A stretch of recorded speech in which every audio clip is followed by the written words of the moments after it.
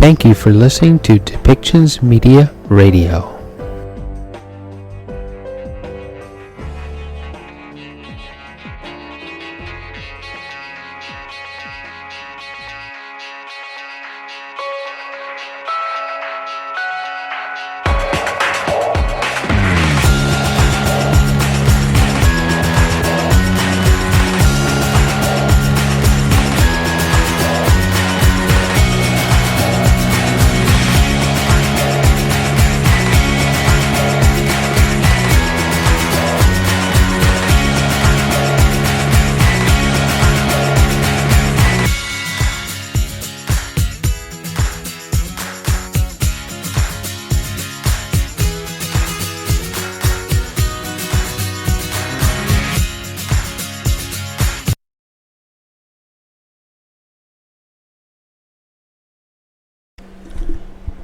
Welcome back to Policy and Rights here on Depictions Media Radio.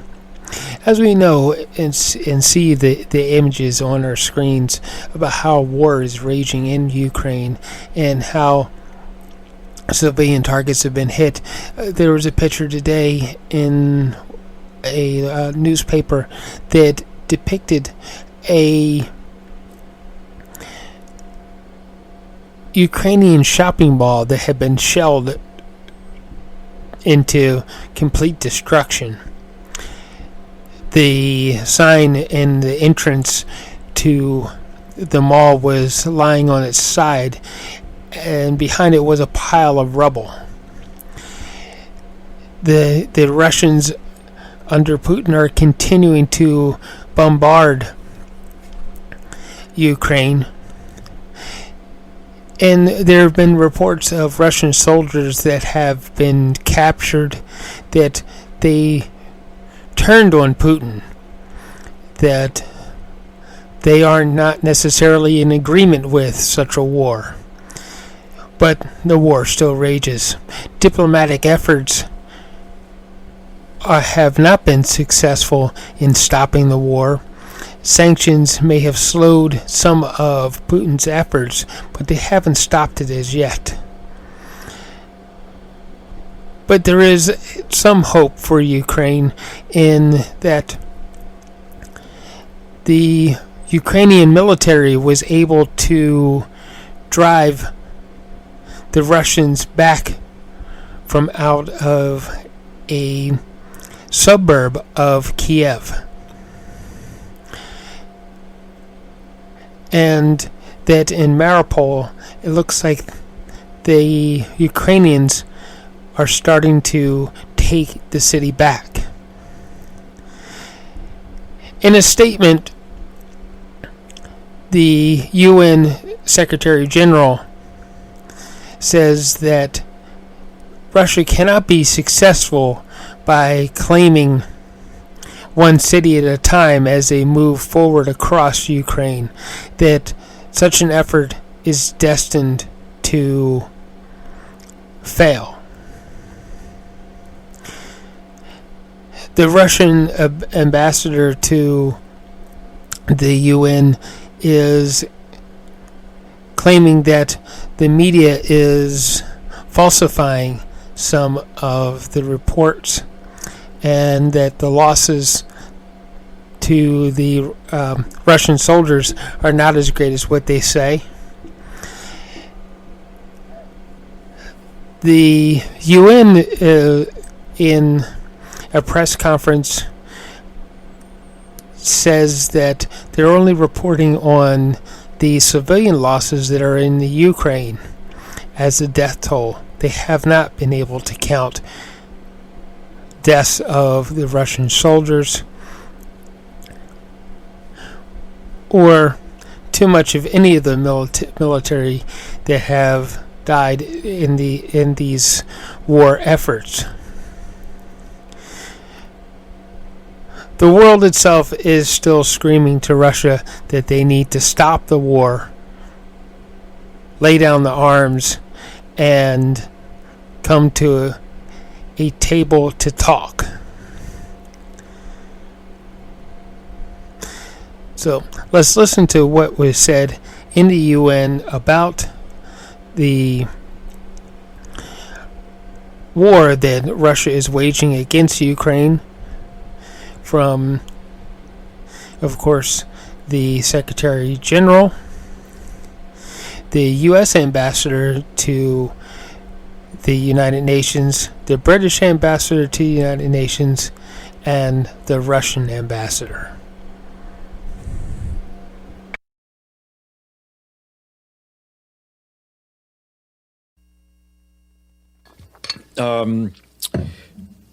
You, of course, heard the Secretary General a short while ago, in which he said that since the war in Ukraine had started a month ago, we've seen appalling human suffering and destruction in cities and towns and villages, but the war is going nowhere fast, he said. Even if Mariupol falls, Mr. Guterres said, Ukraine cannot be conquered city by city, street by street, house by house. The only outcome to all of this is more suffering, more destruction, more horror, as far as the eye can see. Mr. Guterres said that from his outreach with various actors, elements of a diplomatic progress are coming into view on several key issues. He said there is enough on the table to cease hostilities and start serious negotiations now. Continuing the war in Ukraine, he added, is morally unacceptable, politically indefensible, and militarily nonsensical. It's time to end this absurd war and give peace a chance. On the humanitarian end, our humanitarian colleagues are warning that the situation is deteriorating and acute humanitarian needs in areas with ongoing fighting, such as Mariupol, are of particular concern, as the Secretary General himself said. The main challenge remains to secure safe access in areas with ongoing fighting. Our humanitarian colleagues continue to engage with the humanitarian notification system, both with the Russian Federation in Moscow and Ukrainian authorities in country. Discussions are ongoing for future convoys to areas with high humanitarian needs, including Mariupol, Volnovakha, Melitopol, and Kherson. The humanitarian system has scaled up aid delivery in the last weeks. To date, we, along with our partners, have delivered more than 2,500 metric tons of food, with about 3,700 metric tons of food in transit or planned to be shipped to Ukraine. Over 1,100 metric tons of water, sanitation, and hygiene items have also been delivered, with more than 930 additional metric tons in transit or planned to ship. More than 180 metric tons of medical supplies have been delivered, with more than 470 of those with an additional 470 in transit or planned. On funding, the Ukraine Flash Appeal for this year has received $428 million so far, and that represents a 38% funding level. And today, the Special Representative for Children in Armed Conflict, Virginia Gamba, urged the parties to immediately cease attacks on schools and hospitals and on related protected personnel, and not to use facilities for military purposes. She issued a reminder that uprooted children are their most vulnerable, and all must be done to ensure their protection.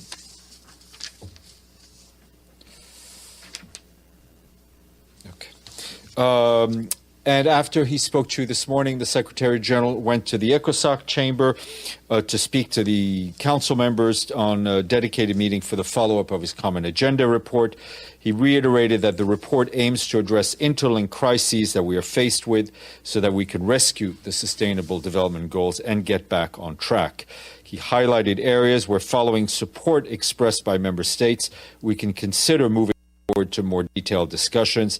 These, for example, include accelerating efforts on gender equality, inclusion of young people, ongoing work to prepare the Transforming Education Summit, as well as biennial summits that will convene member states with the G20 and international financial institutions under the UN umbrella to accelerate ways to finance the implementation of the global goals and improve global economic governance. And turning to Libya, Stephanie Williams, the Secretary General Special Advisor on Libya, today welcomed members of Libya's High Council of State who showed up in Tunis for an important task of determining the constitutional basis needed for national elections. She said Libya is not yet she said Libya is at yet another critical inflection point and is extremely important for all of us to respect the will of the 2.8 million Libyans who registered to vote. She added that she looks forward to using the opportunity to consult with the many components of the constitutional basis and see where we can find potential points of consensus. She said the UN is there to help facilitate this consensus, mindful of the central role of the two chambers in agreeing on a constitutional basis and within our mandate to facilitate the holding of election in the shortest possible time frame. Back here, you heard from Tor Venislan, the special coordinator for the Middle East peace process. He briefed Security Council members by video conference on the continuing settlement activity by Israeli authorities in the occupied Palestinian territory, and that is his periodic report as requested by Security Council Resolution 2334. He said that settlement expansion continues to fuel violence in the occupied Palestinian territory, further entrenching the occupation and undermining the rights of Palestinian people to self-determination, independent statehood, and eroding the possibility of establishing a contiguous and viable Palestinian state. Mr. Van Island added that he is deeply troubled by the continued loss of life and serious injuries, including children, in the occupied Palestinian territory and the overall deterioration of the security situation, including an apparent increase in shooting attacks during the reporting period. The special coordinator also noted the forthcoming Ramadan, Pesach, and Easter observances and said this should be a time of peaceful reflection, prayer, and celebration of all religions. Provocations must be avoided. Leaders on all sides have a critical role to play to ensure that there are no provocations. And just to read into the record an update from our friend Staffan de Mistura, the personal envoy of the Secretary General for Western Sahara. Staffan de Mistura met with the Spanish Foreign Minister José Manuel Albares on Monday in Brussels. He was also in touch with other relevant interlocutors in recent days, including Algeria. In the context of recent announcements by Spain on their relations with Morocco, the personal envoy took good note of Foreign Minister Albares' support for a UN-facilitated process on Western Sahara aimed at a mutually acceptable solution in line with relevant Security Council resolutions, in particular the most recent one, which is 2602. Mr. de Mistura continues to count on the support of all concerned parties to his efforts towards a constructive resumption of the political process. Okay. The Secretary General also spoke today by pre-recorded video message to the meeting of the Council of Foreign Ministers of the Organization of Islamic Cooperation. The meeting the UN and the IOC enjoy a close relationship, he said, adding that in recent years we have deepened our collaboration on key issues, including mediation. Today,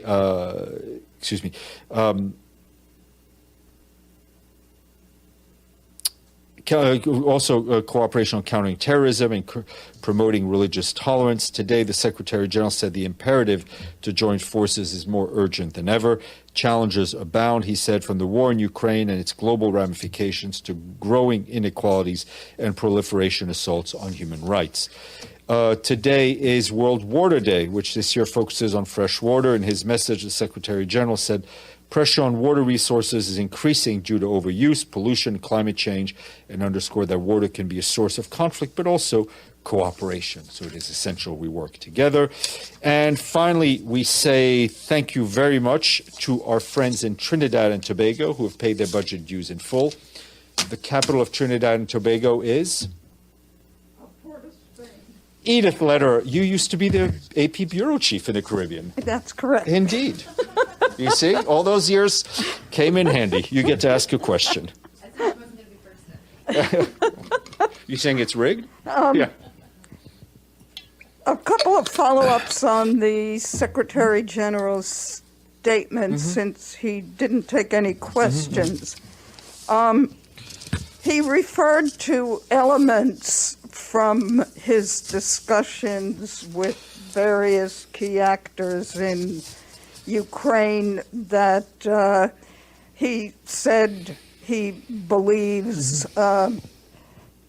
should lead to a ceasefire, cessation of hostilities and negotiations. Can you tell us First, what these elements are, and second, who are the actors that he spoke to?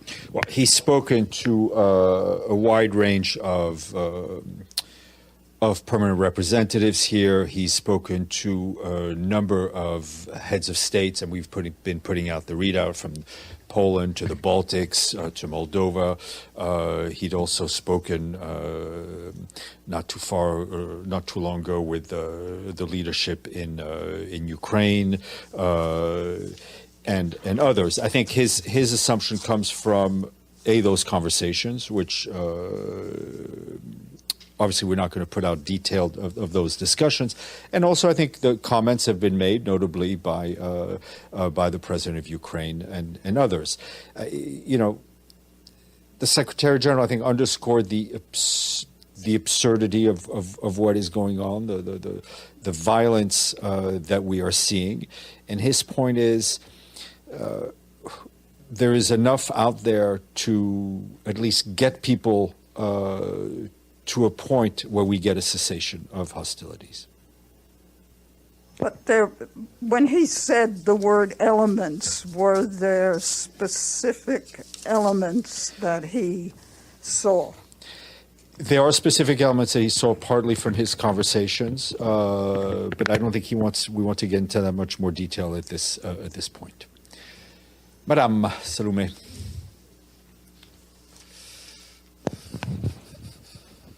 There are obviously any number of, a specific number, 3 resolutions apparently circulating on the humanitarian situation right now. What would the Secretary General find useful? He's been very outspoken in that Russia is violating international law, that they're the aggressor here. However, does that need to be in a resolution on humanitarian aid to be useful? What is he advocating come out of the next couple days? In one word, I would say unity. Unity, a single voice. We obviously are working on the humanitarian response. We have people in the field. We have people on the front lines. As we've said repeatedly, a strong and united voice from legislative bodies in this building backing our work is always helpful. There is, and it's clear for you to see, for us to see, we have the same information. There are competing texts. It's not for him to back one or the other. This organization is its strongest when it speaks with one voice. But is there anything specific for the humanitarian response that is lacking that could come from a resolution?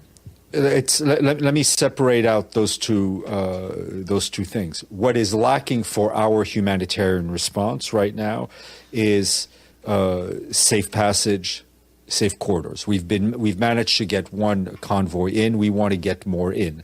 Continuing fighting is what is hampering our humanitarian operations. That's one thing. On terms of the resolutions, obviously anything that would help further our work, but we're going to leave the negotiating to the member states. Margaret.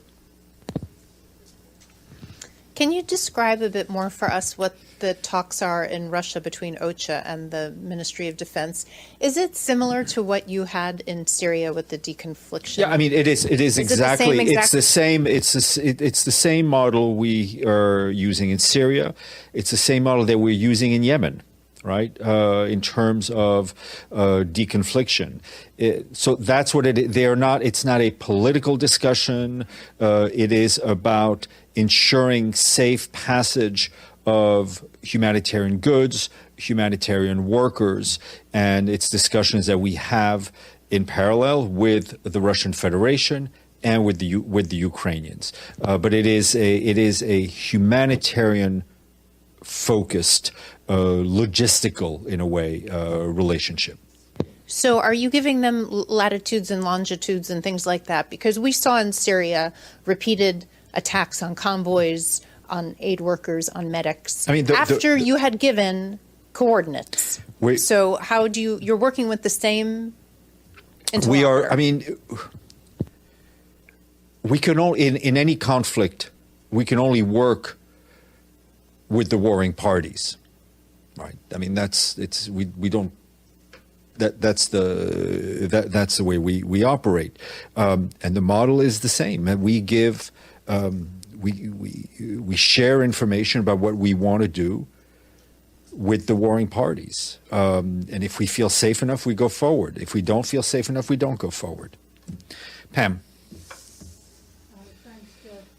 A follow-up to Edie's, and I was on the escalators, so I think I heard your answer. But with regard to what the SG said this morning on that he sees the elements of a deal, he's spoken to many, probably all of the sides at different levels. Does he see any elements of actual mediation in all of the offers? In other words, I probably will leave someone out, but there's been France, Turkey, the Pope, Israel, and all offering to mediate. Does he see any elements of some light in any of those? Thanks. I mean, I think as he said, that he does cling on to some hope. I mean, no, but I mean, I don't think any of us is seeing any real progress. What we're seeing is continued fighting and continuing suffering of civilians. Madame, and then we'll go. I think Benno is is somewhere in the ether and wants to ask a question. I was just curious. We've been getting reports on the death toll in Ukraine for Ukrainians. Is any UN agency tracking Russian military death totals, and where would that come from? We are not I mean, our human rights colleagues are tracking civilian casualties within the territory of Ukraine. Benno. Thank you so much, Steph. The Secretary General predicted that Russia will not win this war militarily. I am just curious what he is basing his assessment on. I think the Secretary General has access to basically the same facts and information that you have access to. His assessment is, I mean, if you look at exactly what he said, I mean, it is clear what he's basing his assessment on, and he's basing his assessment on what he sees and what you see and what we all see. Edie, and then Paulina. Thank you. A follow-up question on Libya on Stephanie Williams. She's meeting in Tunis with the High Council, which is, of course, the folks from Tripoli. Is she also going to meet with the parliament group from Benghazi? Yeah, so the invitations were sent out to both the House of Representatives and the High State Council on March 3rd for them to come to Tunis on the 22nd. We look forward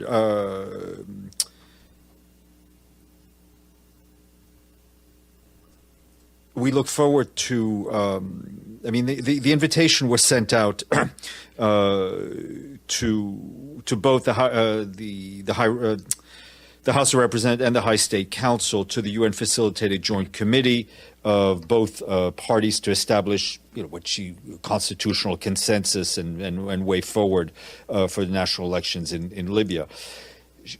We obviously look forward to receiving the full list of representatives from the House of Representatives to this joint committee. She started these discussions with the High State Council. I mean, we're very cognizant of the fact that millions of Libyans desire to actually engage in election. I mean, 2.8 registered to vote. They want to participate. They want to elect those who will represent them. So she proceeded with the consultative session with the designated High State Council representatives, and we expect the House of Representatives will submit a list of its representation and joint consultations in the coming days. Has she gotten any response from the House of Representatives that they are planning to submit a list? We know they've received the information, the invitation, and we look forward in the coming days to getting a list of participations from them. Let me go back to the screen, and then I'll come back to you, Maggie. Joe Klein. Yes, thank you, Steph.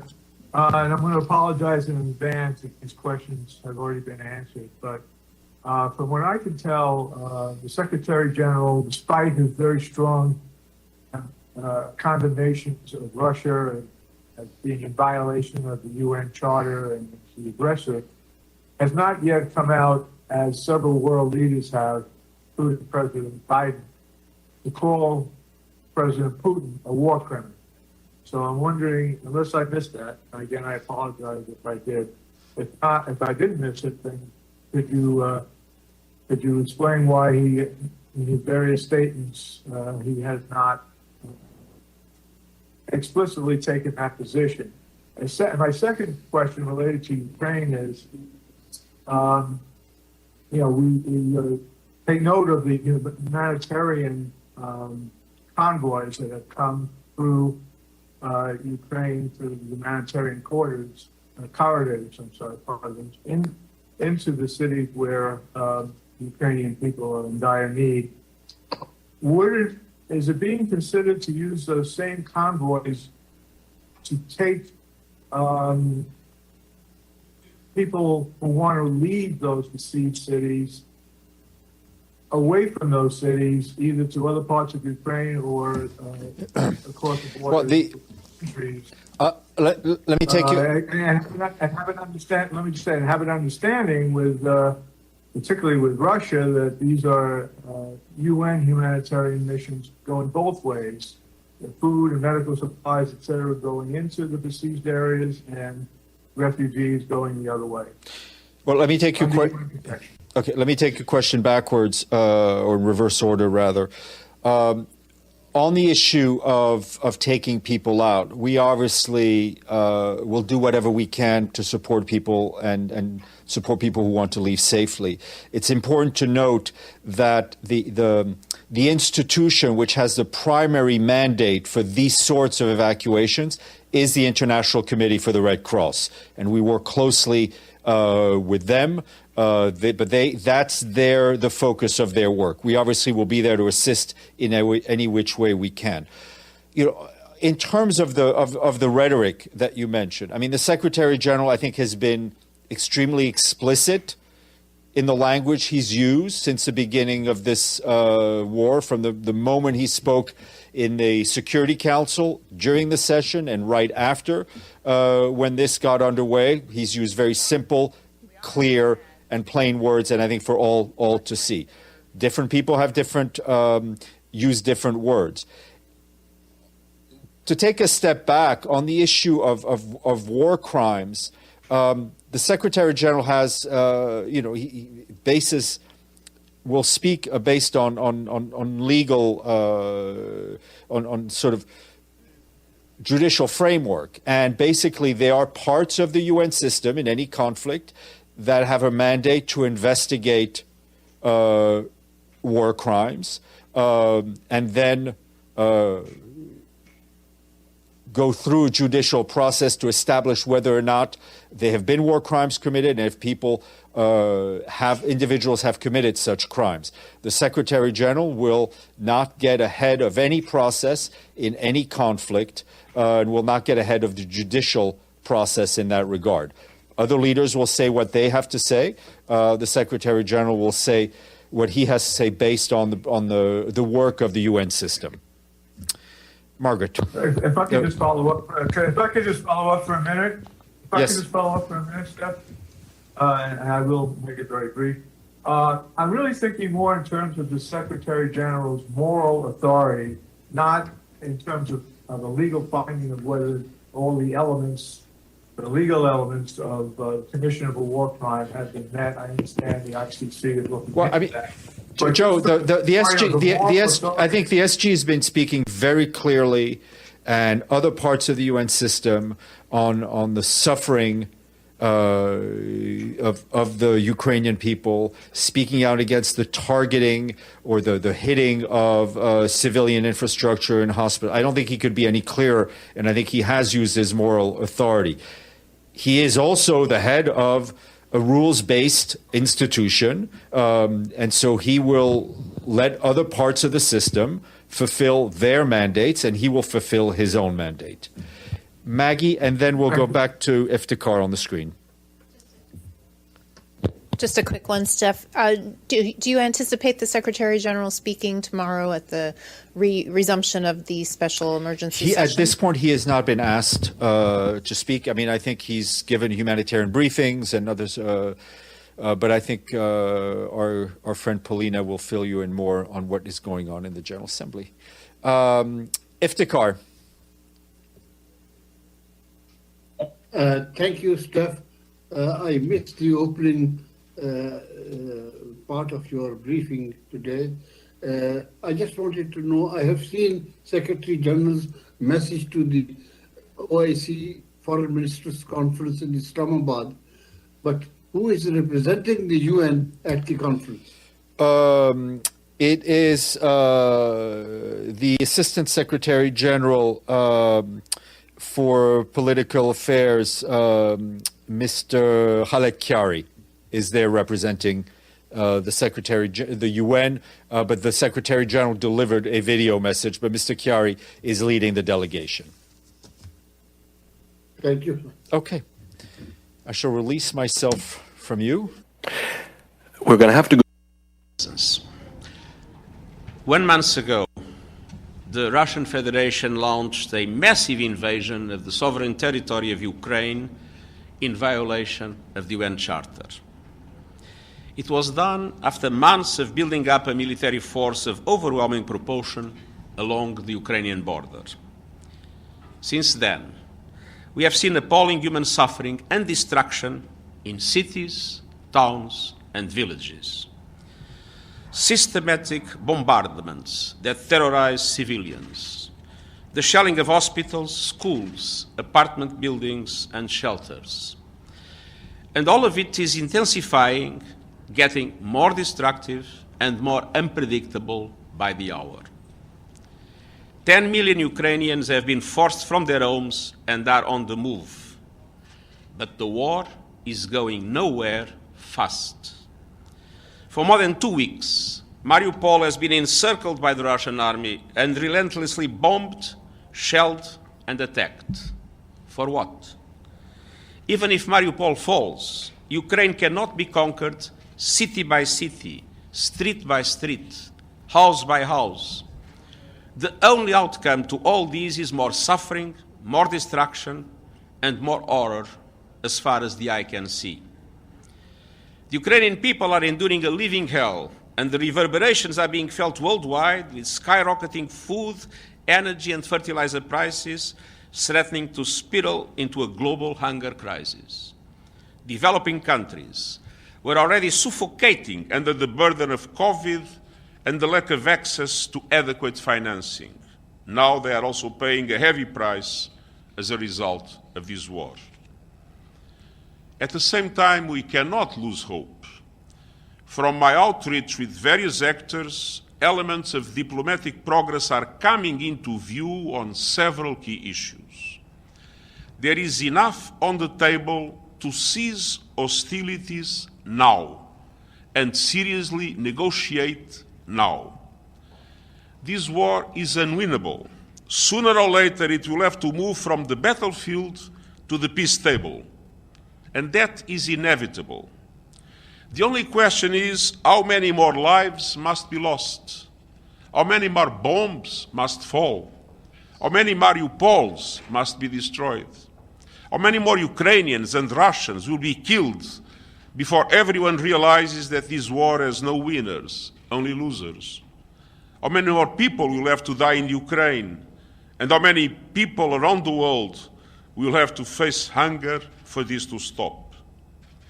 Continuing the war in Ukraine is morally unacceptable, politically indefensible, and militarily nonsensical.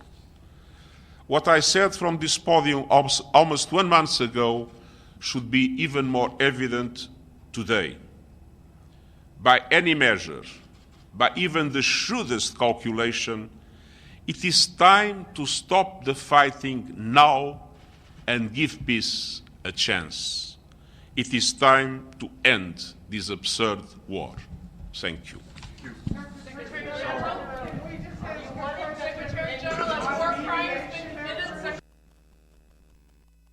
Explicitly say MPs.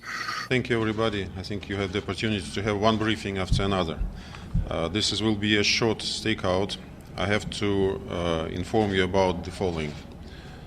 So, the Security Council discussed today under the AOB on our initiative the threat of chemical provocations in Ukraine. To our deep regret, our predictions about Ukrainian radical nationalist groups preparing to stage chemical provocations on the territories under their control are coming to life. In the evening of March 21, a planned provocation of Ukrainian nationalists was carried out in Sumy, resulting in ammonia leak at Sumy Chimprom plant. According to Sumy regional administration, there is neither risk to the residents of Sumy, since the air masses were moving offwards from the city, nor the casualties. As you might remember, we have warned the international community about such provocations on numerous occasions, both in OPCW and in the UN Security Council. Yet, on March 10, we have submitted to the Council a non-paper on several scenarios of the false flag chemical provocations by the Ukrainian radicals that they are preparing to stage with the assistance of the Western intelligence and private military companies in order to accuse Russia of allegedly using chemical weapons. We specifically warned about the planned provocation by radicals at the Sumy Chimprom chemical plant as early as on March 19. Our Ministry of Defense reported at the open briefing that the nationalists mined storage facilities with ammonia and chlorine in order to poison the residents of Sumy region if the Russian armed forces enter the city. We also warned that the Ukrainian militants have brought containers with toxic chemical substances to the primary school building in the village of Kotlярova in the Nikolaev region. They are planned to be blown up when the Russian armed forces approach. The statements by the Kiev regime that the above-mentioned plant was shelled by the Russian armed forces are no more than a fake and deliberate disinformation to cover up their actions that endanger the lives of civilians. We would like to reiterate that the armed forces of the Russian Federation have never planned or carried out strikes against any Ukrainian facilities where toxic substances are stored or produced. The Russian army ensures security of such objects on the territories liberated from radical groups. We are deeply concerned by the recent developments in Sumy, as well as in other regions, with regards to chemical provocations staged by the Ukrainian nationalist groups. Given the record of negligence by the Kiev regime of the Biological Weapon Convention, by developing of a military biological program with the help of the USA, as well as its pursuit of nuclear weapons, it is clear that the Ukrainian nationalist authorities, encouraged by the Western countries, will stop at nothing to intimidate its own people and stage false flag attacks to accuse Russia. Colleagues, we see a familiar pattern in Ukraine which is similar to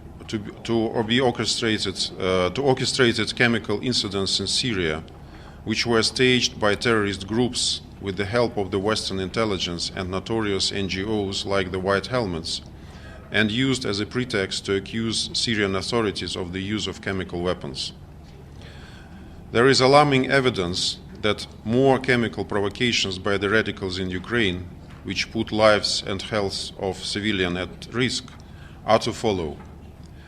In the course of special military operation, our Ministry of Defense has obtained the combat documentation of the 4th Brigade of the Ukrainian National Guard with a map with coordinates of all objects where toxic substances are stored or produced on the territory of Ukraine, as well as the data on the types of specific substances. I want to stress that the Kyiv nationalist regime, along with its sponsors, will be directly responsible and held accountable for any possible incidents with Ukrainian storage facilities of toxic substances. Mr. Ambassador, the West and the United States have vehemently denied that there are any chemical or biological weapons in Ukraine, and so have the Ukrainians.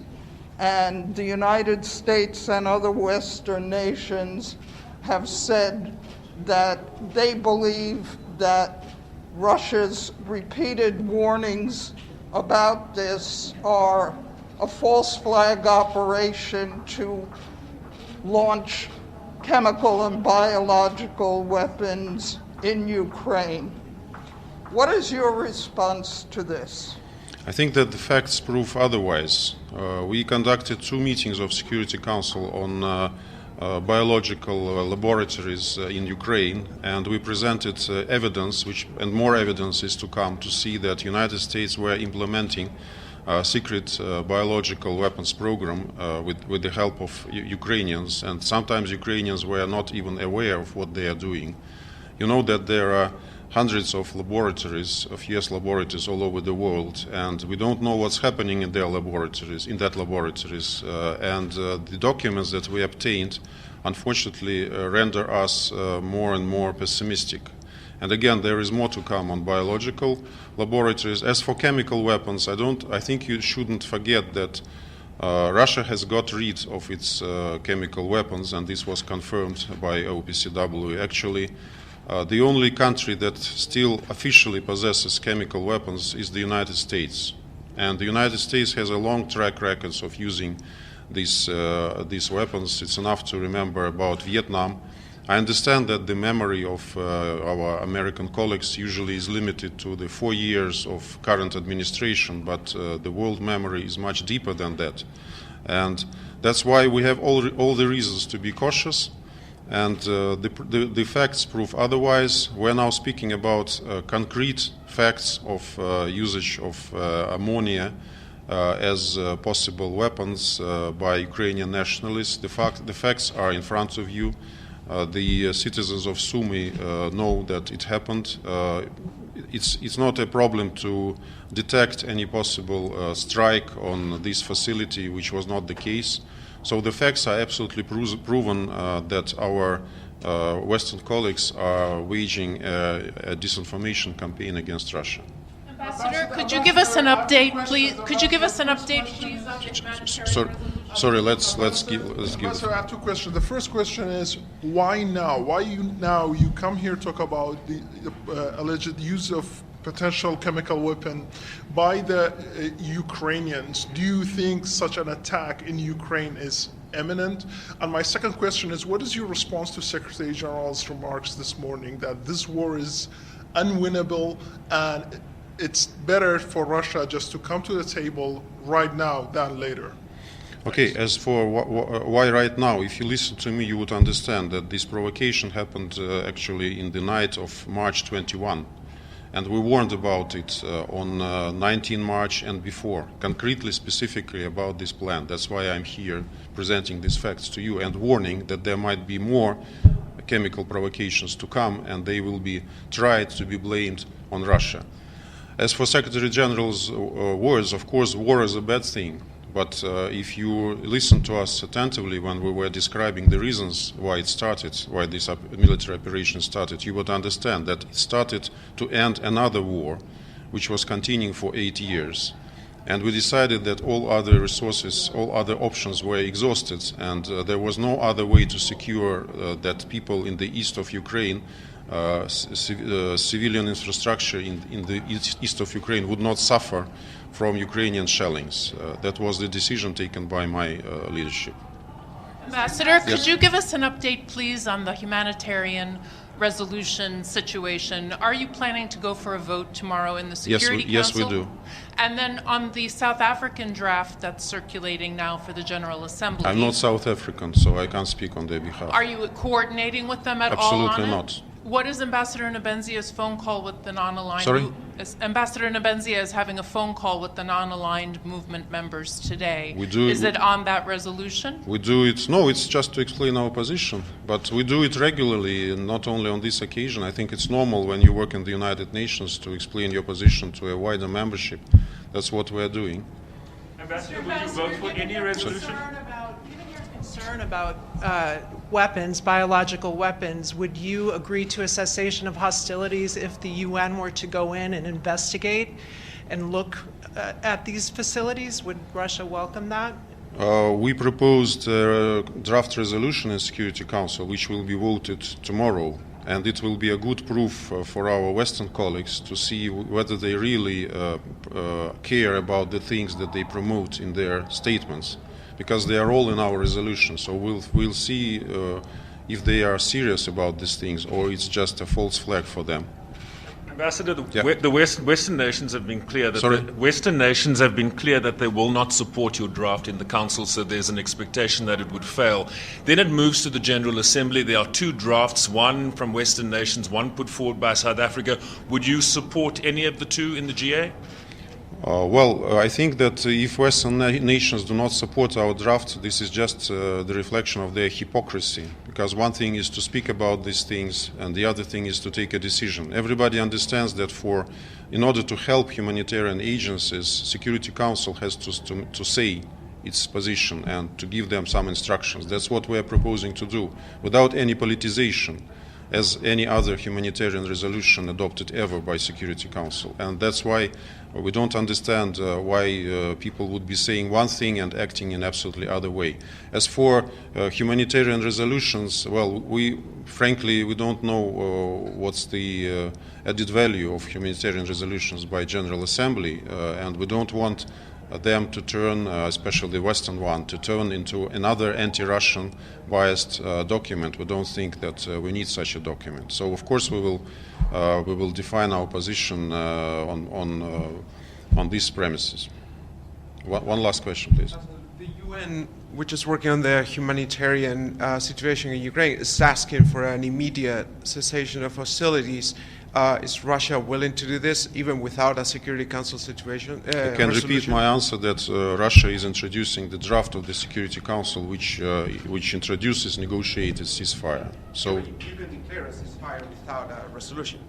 Yes, but I explained to you the reasoning that we started this military operation to pursue certain aims and to stop the war in the east of Ukraine. So we need to continue to implement these aims, because otherwise the war will never end. It was an illusion that there was no war for 8 years and everybody was trying not to disregard it, but the war was happening, and you can ask people in the east of Ukraine, you can see a lot of evidence, and you will see that the war was going on, and there were a lot of casualties of this war, including children. So it's not that if we declare ceasefire tomorrow, things will be resolved. So there is a more serious and complex solution that need to be approached, to be found, and we are trying to do this. Okay. Ambassador, the Ukrainian President Zelensky said recently that he's ready to talk or consider the status of Crimea and Donbass. Also, he talked about the option of not joining the NATO. Are these assurances to your country, which is doing this military operation in Ukraine?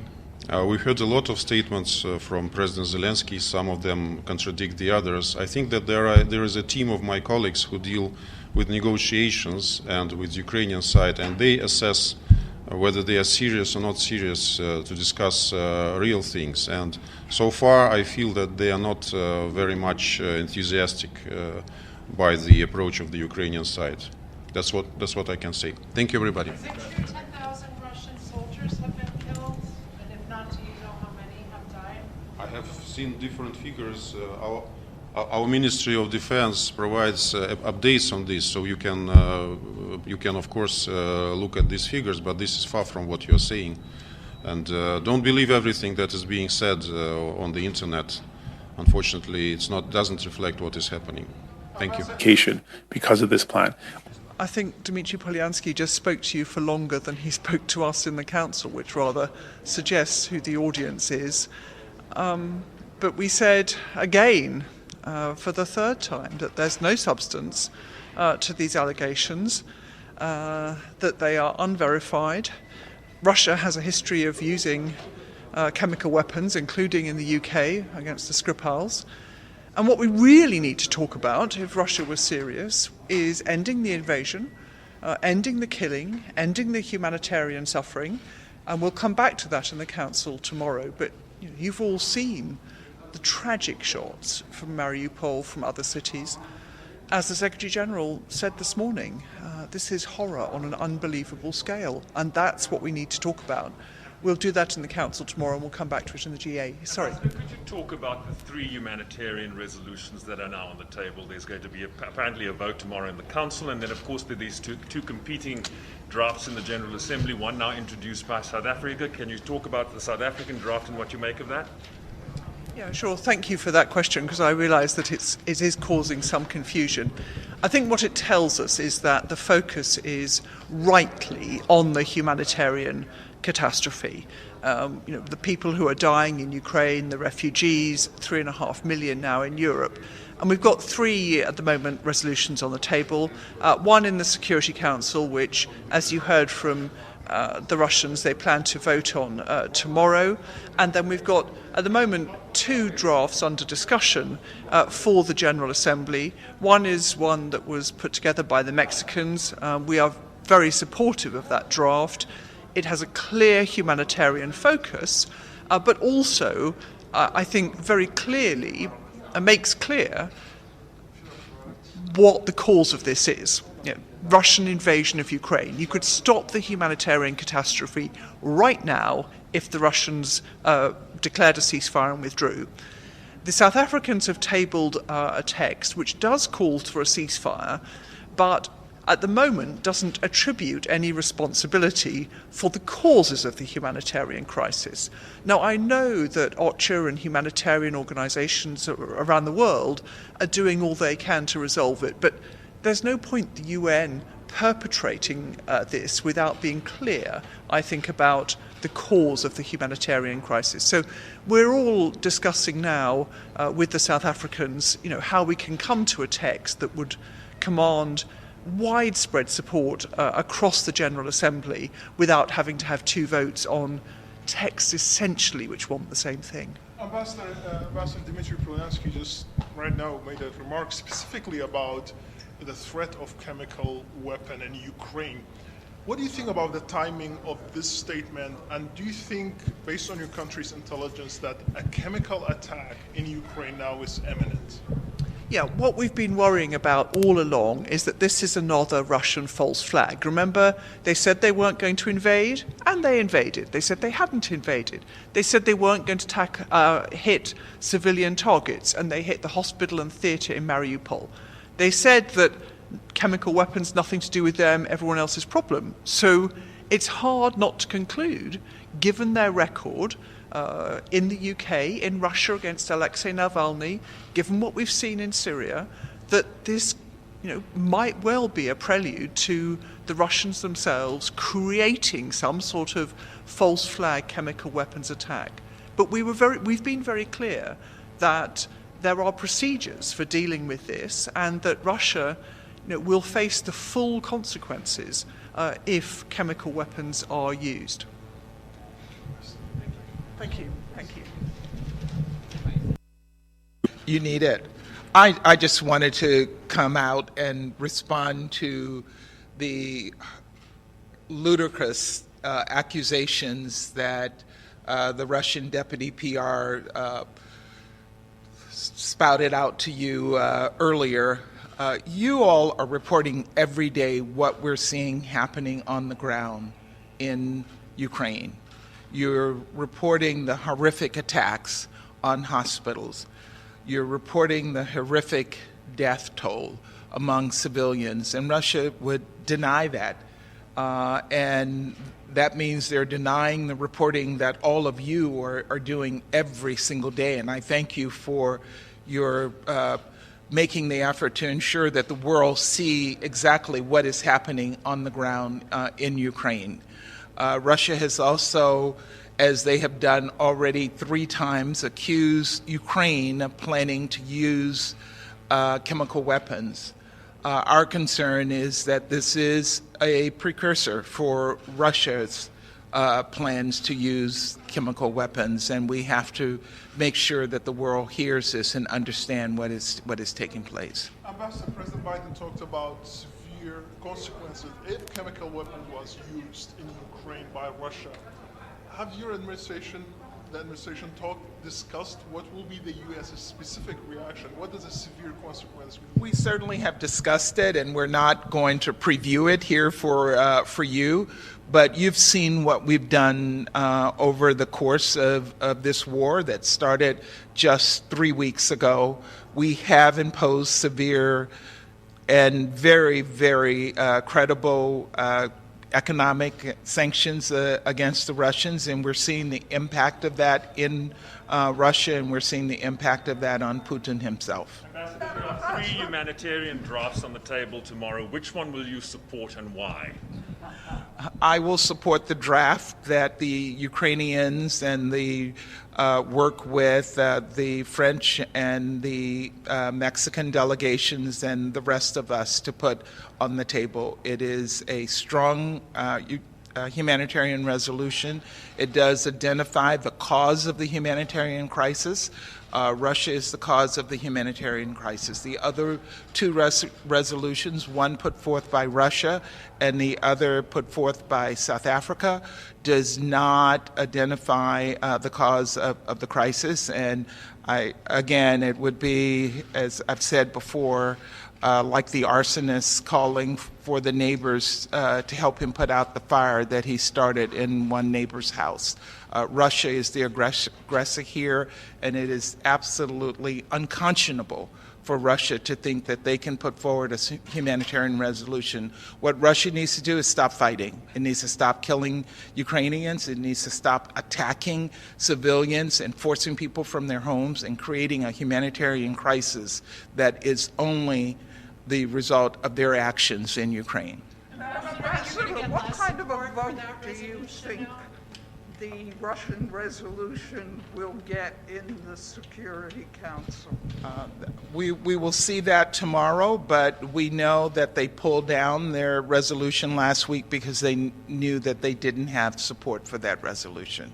So there is no support for the resolution in the Council.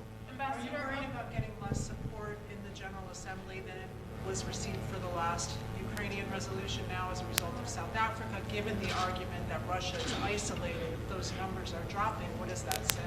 No, we're working with members of the General Assembly, and we're working with the South Africans to try to address any concerns that they may have and address those concerns in